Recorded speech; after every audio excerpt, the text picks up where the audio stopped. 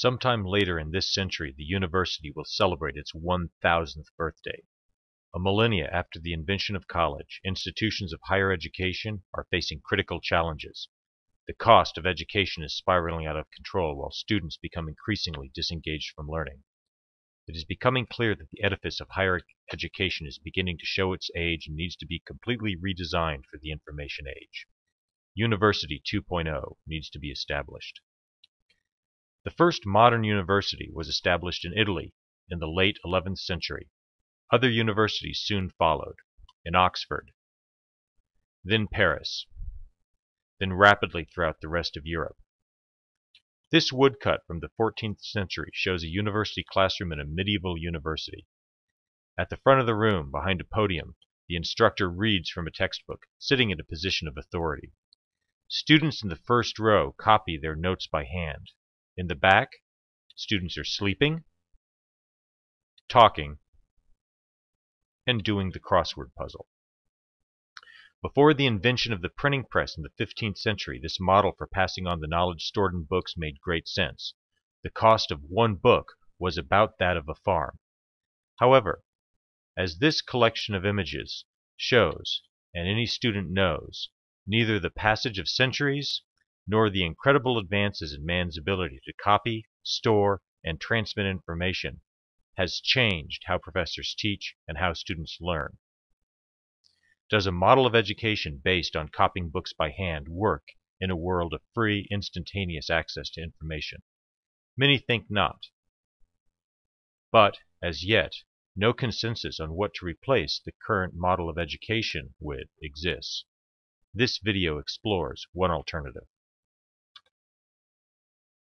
I'm a college professor. Like most people, I am good at some parts of my job and not so good at others.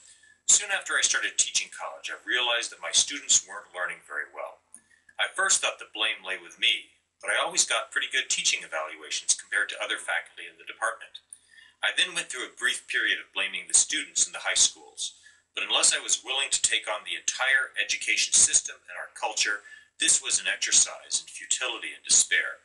So eventually I came to understand it wasn't my own teaching or the students' lack of skills, but that teaching the way I and countless generations of students before me were taught didn't make sense in the information age.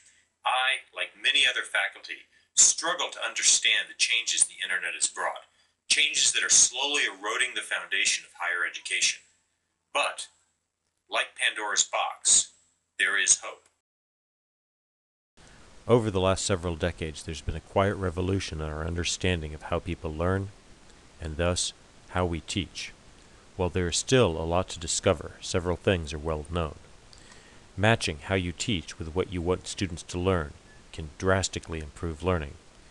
One of the grand challenges in education is to advance personalized learning, allowing lessons that address individual needs and styles, breaking away from the historic lecture model. Although our understanding of intelligence and learning is still in its early stages, advances in neurosciences and psychology are driving a renaissance in education. A broader definition of knowing and knowledge is slowly developing. Team-based approaches to learning, which let students work with each other in peer groups, are highly effective. Contextualizing learning around relevant or important problems improves learning outcomes. And most importantly, actively engaging students in their own development produces better results than methods in which students are passive learners. The problem is that college was not designed to support these methods. It was designed for a time when students copied their books by hand. And with few exceptions, nobody seems to be seriously exploring what's going to replace college, likely by the end of this century. But does college really need to change? Isn't college about self-exploration and personal development as much as it is about book learning? Of course, college is a big step in developing our identity, independence, exploring the world, and learning to manage our time and discover our passions. All of these are vital to the college experience.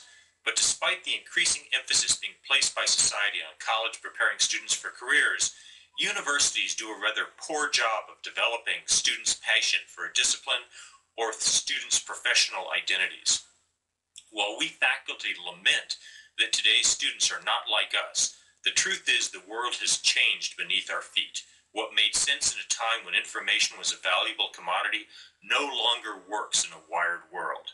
To adapt to this new world, to find a blueprint for tomorrow's university, we need look no further than games. Games have become part of American culture.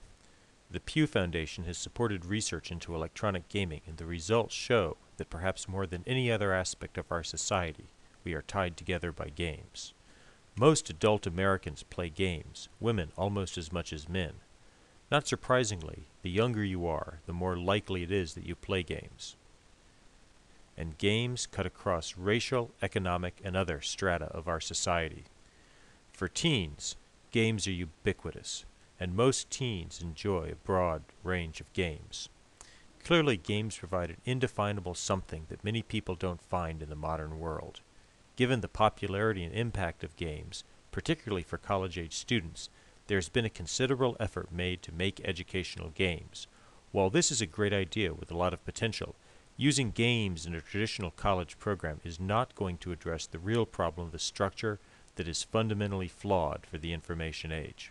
If the 1,000-year-old model of college is to change, maybe it is time to build a college program around the aspects of games that make them so successful.